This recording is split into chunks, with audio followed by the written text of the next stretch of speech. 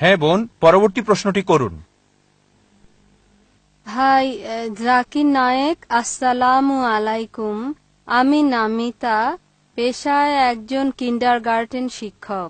প্রথমে আপনাকে আমি অভিনন্দন জানাতে চাই আপনার এই মহান কাজের জন্য। শান্তি, ভালোবাসা আর ভ্রাতৃত্বের বাণী প্রচারের ক্ষেত্রে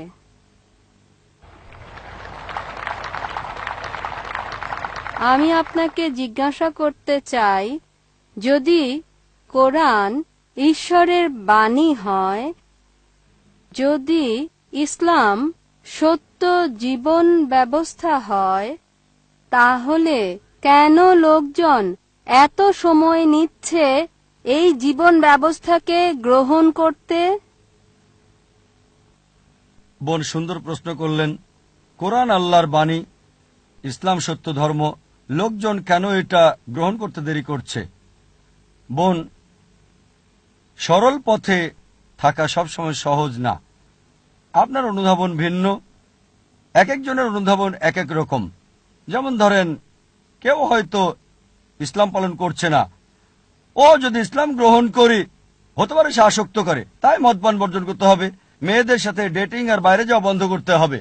এটা তাকে সত্য গ্রহণে বাধা দিচ্ছে। হয়তো সে চিন্তা করে, ঠিক আছে ইসলাম ধর্ম ভালো, তবে আমি মদপান বন্ধ করব না, মেয়েদের সাথে মেলামেশা বন্ধ করব না, শুকর খাওয়া বন্ধ করব না। তাই যখন দেখবেন কিছু বাধা সমস্যা হতে পারে কেউ হয়তো খুবই নেশাগ্রস্ত, হয়তো কেউ শুকর খায়, কিন্তু সে ভাববে ঠিক আছে আমি ইসলাম গ্রহণ করব, তার মানে আমি 40 বছর বোকা ছিলাম, তাই না করাই ভালো। কেউ হয়তো ভাববে ইসলাম গ্রহণ করলে বন্ধুরা কি বলবে, আমার মা কি বলবে, বাবা কি বলবে। তাই বোন, এগুলোই হচ্ছে বাধা। এই বাধা অতিক্রম করতে পারলে সত্য গ্রহণ করতে পারবেন। তাই আপনাকে যা বুঝতে হবে, সত্য খুব স্পষ্ট, এটা যুক্তি মানে সম্পূর্ণভাবে স্পষ্ট। এছাড়াও কিছু বিষয় রয়ে গেছে আড়ালে। একজনকে দৃঢ়চেতা হতে হবে যে ঠিক আছে, যদি এটা সত্য হয় আমি গ্রহণ করতে প্রস্তুত, এমনকি অমুসলিম বন্ধুদের ত্যাগ করতে হলেও। বিশ্বাস করুন বোন, এটা শুধু একটি অনুধাবন। আমি অনেক অমুসলিমকে চিনি যারা ইসলাম গ্রহণ করেছে, তারপরও পুরাতন বন্ধুরা আছে। আর লোকজন আমাকে বলে, ও জাকির, অমুসলিমদের ব্যাপারে বলবেন না, বন্ধু হারাবেন। আমার অনেক অমুসলিম বন্ধু আছে, মাশাআল্লাহ, তারা আমাকে সম্মান করে। আপনি আমাকে উৎসাহ দিচ্ছেন, মাশাআল্লাহ, আপনি অমুসলিম। আমার দায়িত্ব সত্যকে তুলে ধরা। আরেকটা বিষয়, কোরআন পরিষ্কার বলছে, সূরা বাকারা অধ্যায় 2 আয়াত 256, লা ইকরাহা ফিদ-দীন, ধর্মের ব্যাপারে জোরাজুরি নেই, সত্য মিথ্যা থেকে স্পষ্ট। বোন, আমাদের কাছে সত্যকে তুলে ধরা। কেউ গ্রহণ করুক বা না করুক সেটা তার উপর নির্ভর করছে। যদি আল্লাহ চান সবাই গ্রহণ করুক, সেটা তার জন্য সহজ।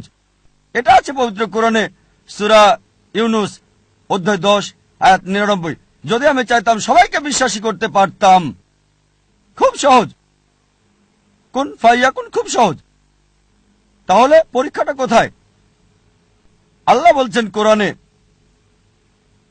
সূরা মুলক অধ্যায় 67 আয়াত 2, আল্লাযী খালাকাল মাউতা ওয়াল হায়াতা, আল্লাহ সৃষ্টি করেছেন জীবন এবং মৃত্যু পরীক্ষা করতে তোমাদের মধ্যে কে উত্তম আমলকারী। তাই বোন, এই জীবনটা আখিরাতের জন্য পরীক্ষা।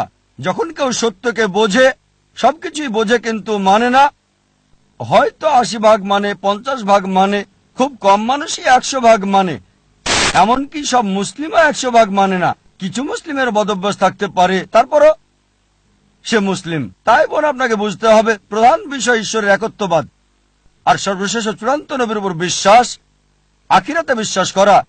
এই 2-3টা বিষয় বেশি গুরুত্বপূর্ণ। আপনি আমাকে যা জিজ্ঞেস করেছেন, আপনাকেও সেটাই জিজ্ঞেস করছি, একই প্রশ্ন করছি। আপনি ইসলাম ধর্ম গ্রহণ করতে দেরি করছেন কেন? ডাক্তার জাকির নায়েক, আমি আপনাকে কিছু বলতে চাই। এখানে আপনার মাধ্যমে আমি ইসলাম ধর্ম গ্রহণ করলাম আর কালমা পড়ছি, লা ইলাহা ইল্লাল্লাহু মুহাম্মাদুর রাসূলুল্লাহ। মাশাআল্লাহ বোন, আল্লাহ আপনাকে দয়া করুক, আল্লাহ আপনাকে জান্নাতে দেবেন ইনশাআল্লাহ।